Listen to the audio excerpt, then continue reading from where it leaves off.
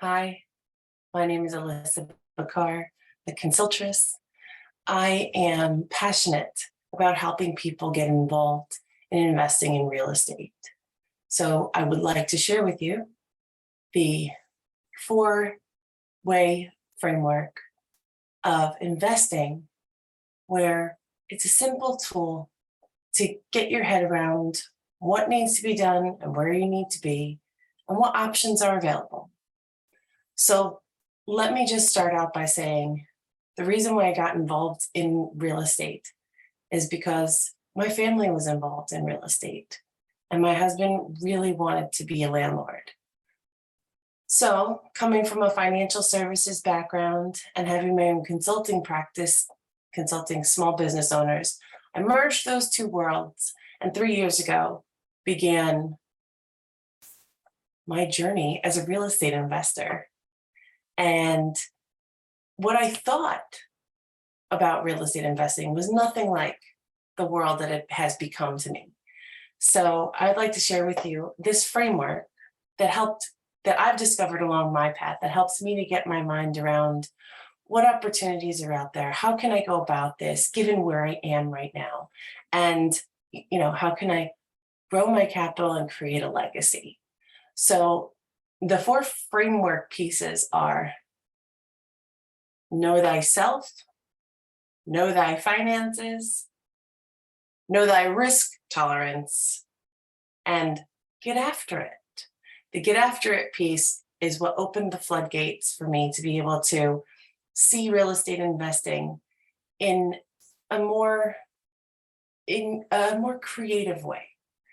So what I thought I was doing when I first started out as a real estate investor was, I'm going to go buy properties and I'm going to fix them up, or I'm going to be the landlord and we're going to put tenants in there and they're going to rent from us. And then that'll be cash flow for days. But my first foray into learning how to analyze a deal was more about profitability than the what I thought I was buying. So when I first came in to this arena, I had to look at and take a good hard look at my personal financial statement, right? Know thy finances. What does it mean to know your personal financial statement? Well, many businesses have their balance sheets and their profit and loss statement. Basically, that's what we need to be looking at as investors on a month-to-month basis, so that we're always very keenly aware of our assets, our liabilities, and our liquidity. I won't go too deep into what all that means, but suffice it to say, we want to look at what are our outstanding balances on our debt, things like mortgages, credit cards, outstanding loans to other people or family or friends, things that don't necessarily come in a bank statement, right? We'll get to where that's really helpful in getting gear. Your assets, things like your home, your cars, your balances and your holdings inside of your retirement accounts, your brokerage accounts, things like stocks, bonds, mutual funds, insurances sometimes. There's a lot of creative ways, but basically we want to take a good picture of where are you at right now financially, assets, liabilities, and then liquidity is really just a simple term for what money can you withdraw and have access to almost immediately.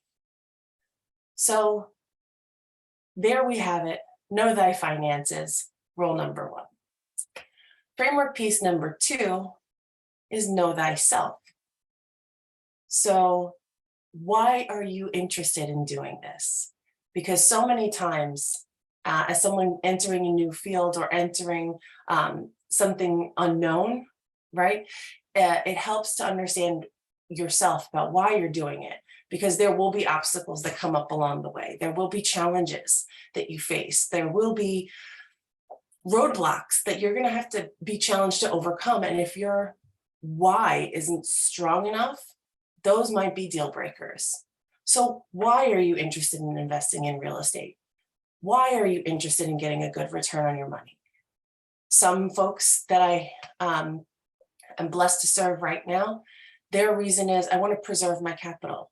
I want that chunk of money that I saved to be able to stay, not diminish, or not get tossed around by valuations in the stock market. I'd like it to be steady, and I would like to earn a good enough return so that I can have income coming in that isn't me working, right? So that's a passive income and a capital preservation strategy. For me, my why is so that I can build a portfolio in the long term of performing assets, whether that asset is a debt instrument or an actual piece of property. We'll get to that and get it into action. So there are many reasons why people want to invest in real estate, and yours might be very different than someone else's. So I would make the recommendation here in this piece to really get down to what makes you tick. And from there, you can move into the third category of know thyself and your risk tolerance. Know thy risk tolerance. I have an 8-question questionnaire that I can share with you to help you decide and assess, where are you on the risk scale? You know, are you super duper risky, someone who likes to make money in a commission basis and who really is ready to harness the upside but willing to withstand the downside because they love the excitement? Or are you more like me when I started, was I'd like to take a little bit of risk, but I don't really understand everywhere that I am. So I love to learn more, but I don't have the bandwidth to be able to take all that risk on. So maybe I'll take a step back. Maybe I'm a middle of the road risk taker. And then there's the people who are, very, very risk averse. There are people in my family, just like my mom, who they don't want any risk really at all. They want to make sure that everything they do is measured and predictable and secure. And all of these words are the primary words in their vocabulary. Now, obviously, there's a mix of all of these traits. So at the end of this talk, if you're interested, I'll share with you the tool so you can kind of decide for yourself where you are and determine, where you want to be. So we have know thy finances, know thyself, and know thy risk tolerance. When it comes to getting in gear, sometimes it's just a function of taking action, right? I've been in this real estate endeavor now for a couple of years, and I've met amazing people who have amazing experiences, some great, some learning lessons from tough stuff. And I'm able to put all those things together for myself by asking a lot of questions. Getting into gear for me, first questions were, where do I start? And what is available? So part of my journey has been to learn the space and learn all the different types of players there are in investing in real estate. There are providers who do fix and flip, which is probably the most publicized way to invest in real estate. There are folks that do that fixing up of an asset and hold it and rent it. This is called the BRRRR method: buy, renovate, rent, then refinance out and repeat the process.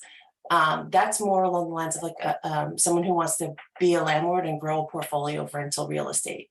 There's also another way to get involved, and it isn't new construction, right? We all think apartment complexes, ground up construction, but there's so many nuances in here. It helps to have a guide to know what opportunities are available or what opportunities even exist. So for me, one of my first ways that I invested in real estate was to do something called a private note.